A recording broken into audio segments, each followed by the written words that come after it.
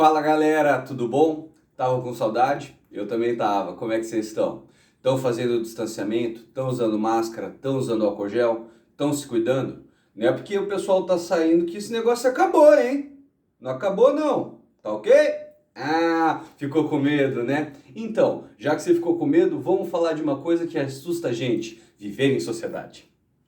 Viver em sociedade é um dos momentos mais complicados da história do homem. Por que do homem? Cada indivíduo tem uma personalidade. E quando nós vivemos em sociedade, nós devemos aceitar as opiniões divergentes da nossa. Porque eu não estou certo 100%. As pessoas não estão certas 100%. O governador não está certo 100% e nem o presidente está certo 100%. Ninguém está certo 100%, porque existe um processo de desenvolvimento do conhecimento, questionamento das instituições e organização das mesmas. Por quê? Hoje, o Gradativamente vai falar sobre as eleições de 2020. E quando a gente fala em eleição, a gente fala corrupto, ladrão, safado. Mas a gente tem que entender qual é a raiz desse processo. A nossa democracia surgiu aonde? Como ela surgiu, como ela foi feita, como ela foi construída ou trabalhada. E fazer um comparativo com a democracia grega lá atrás, do passado, que não é a mesma democracia grega dos dias de hoje. Perceberam? Há um processo evolutivo que gradativamente vai fazendo transformações na sociedade. Vamos lá, sociedade. Estamos vivendo todos juntos. E o que acontece logo em sequência? Crescimento populacional. Esse crescimento populacional vai acabar gerando o que dentro dessa sociedade?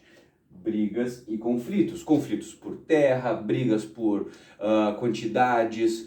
Tudo vai começar a escalonar. Porque quando nós, seres humanos, vivemos juntos, as tensões surgem. Cada um tem uma opinião e que a sua opinião tem que ser respeitada pelo outro. Esse é o princípio básico da democracia. E aí o que acontece? Através dessas brigas e conflitos, a sociedade começa a perceber o quê? Necessitamos nos organizar.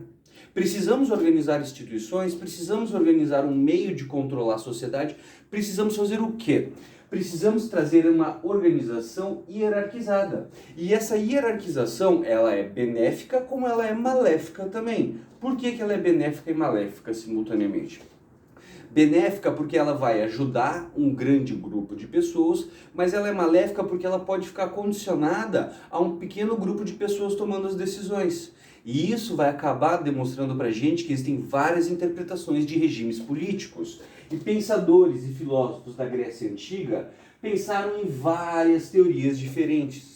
Uma delas é a questão da monarquia, onde o poder se concentra na mão de uma única pessoa, de um rei. Esse rei pode ser aclamado, pode ser escolhido, pode ser votado entre um pequeno grupo. Perceba, você concentra o poder na mão de uma única pessoa. Esse é o maior modelo de governo que acabou passando o tempo. Por quê? Desde a antiguidade até os dias de hoje existem monarquias, perceberam? Lá atrás tinha monarquia. Hoje ainda tem monarquia. Então você percebe, é um modelo tradicional, estruturado, organizado, hierarquizado, que diretamente sofreu a ação do tempo. Se desgastou em alguns lugares, se manteve em outros. Mas a gente não sabe até quando as monarquias vão durar. Lembrem-se disso. Outra, oligarquia. A oligarquia é um pouquinho diferente da monarquia. Por quê? A oligarquia vai concentrar vários grupos diferentes no poder. A gente pode exemplificar isso lá na antiguidade, na Fenícia, com a sociedade da talassocracia, que eram grandes governantes. Todos eles estavam correlacionados à questão náutica. O maior comerciante náutico, aquele que tivesse mais barcos, mais organização, que ganhasse mais, é aquele que organizava a sociedade. E você pode perceber também um exemplo de oligarquia aqui no Brasil, durante a República Café com Leite, de 1894 a 1929, onde Minas Gerais e São Paulo acabaram se alternando politicamente dentro da história do Brasil. Presidente paulista, presidente mineiro, paulista mineiro, paulista mineiro, paulista mineiro, percebeu? Isso daí, vários grupos, sim, são vários grupos, porque dentro desses grandes poderes de Minas Gerais e São Paulo, existem outros grupos menores com reivindicações, e cada um vai assumindo o poder no seu tempo. Essa é a concepção da oligarquia. Grupos do poder, monarquia, uma única só pessoa no poder. E a democracia? Bom, criançada, a democracia foi inventada na Grécia lá atrás. E ela vai ser o maior exemplo da questão de tentar trazer igualdade para a sociedade. Não é deixar na mão de uma única pessoa ou não é deixar na mão de pequenos grupos tentando governar. A ideia é o quê? Que o povo é soberano. O povo vai fazer a escolha democrática correta. A democracia ela acaba se transformando numa ferramenta de igualdade política através do voto. Por quê? Voto é importante aqui.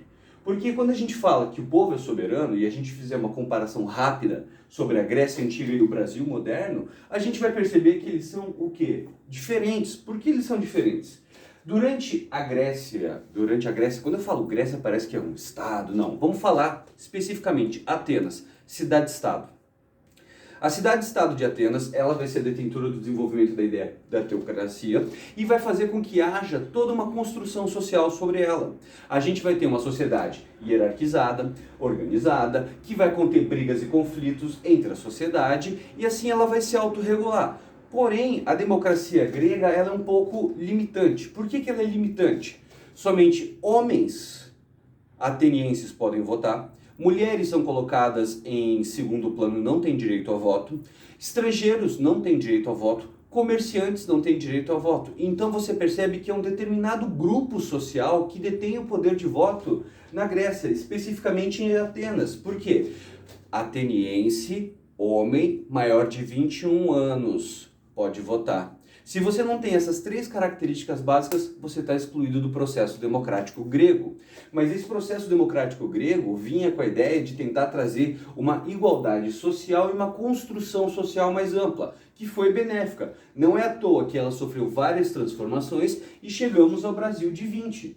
O Brasil de 20 hoje é um sistema representativo, federativo, democrático, onde nós somos obrigados a votar para escolher os nossos representantes de cada 4 em 4 anos. Mas dentro da nossa esfera de eleição, a cada 2 anos a gente vota. Por quê? Hoje, daqui a 2 dias, vai ser eleição para prefeito das cidades municipais. Daqui a 2 anos vai ser eleição para presidente da República. Percebe? É um ciclo de 4, mas a cada 2 anos nós estamos exercendo o nosso direito democrático. Nós podemos fazer a escolha entre tirar políticos que nós não consideramos tão bons e colocar políticos que nós podemos considerar que sejam melhores. Mas lembre-se, não é porque a gente acha que um é melhor que o outro está certo.